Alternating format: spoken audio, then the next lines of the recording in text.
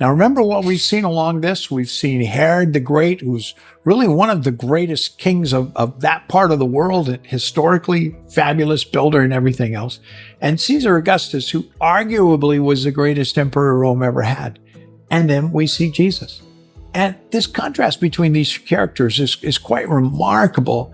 And what's interesting to note here is that God's king isn't born in a fancy palace, isn't born as a result of political things. Caesar Augustus was actually adopted by Julius Caesar, and that's what put him in that position.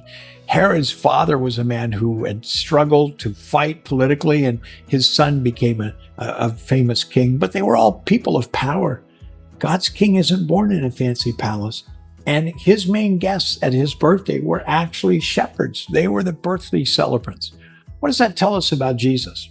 Well, it tells us the things of this world, the things that are important in this world, the things that are of value of this world, don't mean anything to God. His king isn't about those things, and his kingship isn't about those things. And we're his people. We shouldn't be about those things either.